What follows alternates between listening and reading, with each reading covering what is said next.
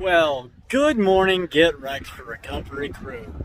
So it's day 35 of the Redeeming Eden Cycle Tour.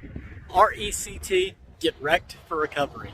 A 48-state 4-year ride for addiction recovery awareness. Each day I pedal for someone who's passed away from addiction, and the whole end goal is to build a rehab. And this is state number 35, Wisconsin, on the Ride to RAGBRAI 2022. A 4,500-mile loop around the Midwest. Ohio to Erie Trail, Michigan's Upper Peninsula, west to Glacier National, south to Yellowstone, east to RAGBRAI, and it's all to raise awareness that addiction recovery options are available. But you don't have to die in your addiction. There's churches, Celebrate Recoveries, and rescue missions all over the nation, all over the world, that just want to help you, talk to you, and love you if you find yourself battling addiction. So yeah, I found one of those well pipes coming out of the side of the mountain thingies, except it's not the side of the mountain. Artesian water here. Oh, it is so good to drink from a well like that, I promise you. And you know, part of why I wanted to vlog the YouTube channel for the Redeeming Eden Ministry was because missions always seemed foreign to me. Like going somewhere to some other country. I had always just kind of thought of missions and foreign missions and other places as like people that go to dig wells. And I started the channel to really kind of help understand, little did I know how much it would be, but to help people understand what digging the wells looks like. And it's not that we're trying to dig wells for actual natural water. It's that we're trying to dig wells of living water flowing up to eternal life. So, I leave the hotel, the Super 8 this morning after my great zero, super restful, and this happens. Okay, so I had made it like a quarter of the block down the road from the Super 8, walking to Bay City Cycles. And I wasn't even really thinking, had my headphones in, listening to some worship music, and I noticed there's a black truck, and there's a lady in it, and she's like waving at me, waving me down that I'm walking past. And so I've got my music up, and I was just like, hey, you know, just kind of waved back. And like I could tell she wanted me to come over to the vehicle. So this is Christina. Tell them about it, Christina. I seen him on Facebook this morning, early morning. My cousin Bill Nellis posted something about him and his journey. So I wanted to seek him out. I was working today, so I was driving past. And I seen him walking, so I stopped by to say hi and tell him good luck on his journey. Thank you. And I got a ride to the bike shop, and not only that, she gave me a donation and some gift cards. So thank you so much, Christina. You're welcome. You've blessed my life today. God, it's so good. I'm riding for Bill's person today, one of the people that he gave me. Each day I pray for someone that I'm riding for, their family, their friends. And I meet Christina on the day that I'm riding. She hunted me down. She's a game warden. It's like, you're really good at what you do. Oh my goodness. This was the best, hunt ever. I'm elated. Like, I did not expect, I kind of thought, I was praying for, not having to walk the mile to the bike shop because it's cold outside. And I just liked the bike better. Little did I know that it would come like that. So, let me get on the road, and you'll see more of that right about now.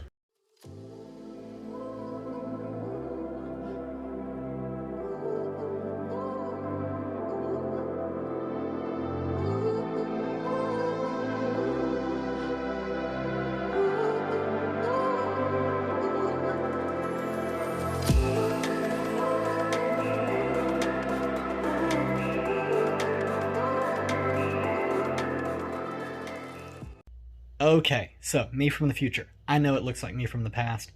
We'll get to that in just a minute. So you have just seen me rolling into El Charro Mexican restaurant. While I was at the bike shop, as Christina was dropping me off, She said, I'd like to buy you dinner or lunch. How long are you going to be in the area? And I was like, I got to go west. I'm trying to get to Duluth, Minnesota. I think I'm going to go about 40 miles today. And she was like, okay. I said, well, I do need lunch though. Like I haven't had breakfast yet, so that's something I'll need. I said, where would you like to go? And she said, El Charro Mexican restaurant. It's down on the lakeside.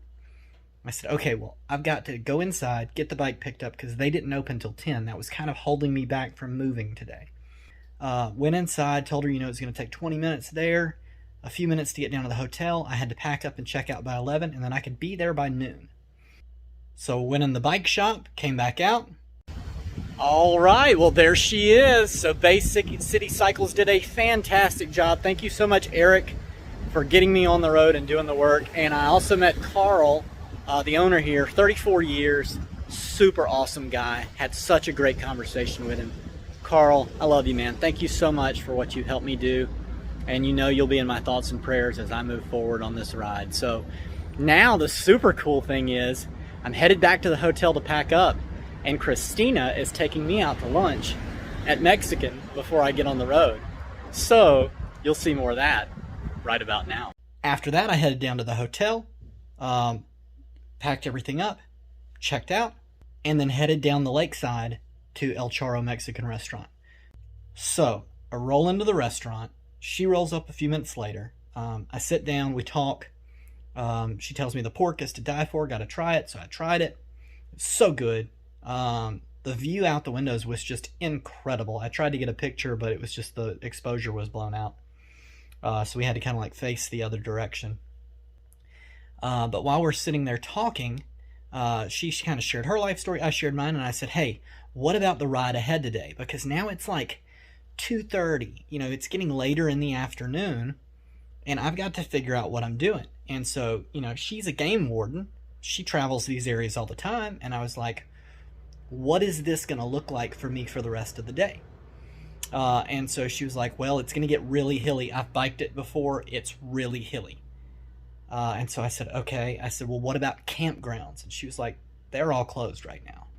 I said, so anything between here and there? She said, there's one little motel like in the middle there somewhere. And so I was like, okay. I said, so what would you recommend that I do? Since it's this late in the afternoon, should I go back to the hotel and stay another night and then head out tomorrow morning and try to get like 70 something miles to Duluth through all these hills and stuff, get an early start and just like, take the whole day riding?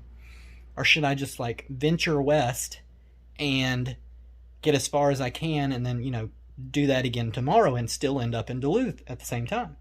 She said, honestly, you could probably stay at the campgrounds, even though they're not open. But she said the bears are coming out right now. Like they are coming out of hibernation. So you really need to watch out for that. She said, they're not going to hurt you. But if you have any food, like they are starving. They're, it's that time. And so I was like, okay. So that kind of sealed the deal. Game warden told me, probably don't need to do that right now. So I'm going to take her advice, right? So I tell her, okay, well, I'm going to head back down to the hotel and I'm going to head out tomorrow morning. And that's when I leave and roll out, which is what you're about to see right about now.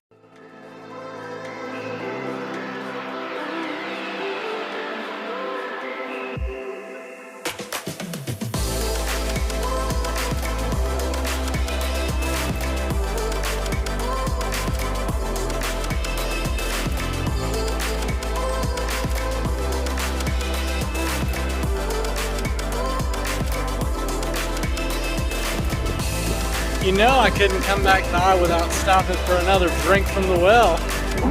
Good stuff.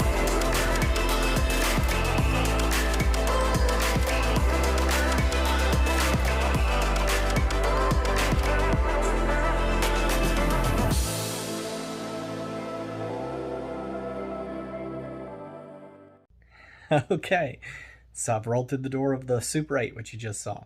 I pull up to the counter and there's a lady there that I didn't get to speak to the other day. She smiles at me and she says, I'm glad you made it. Someone just came in and paid for your room. She said she took you out to lunch earlier, and I was like, oh my gosh.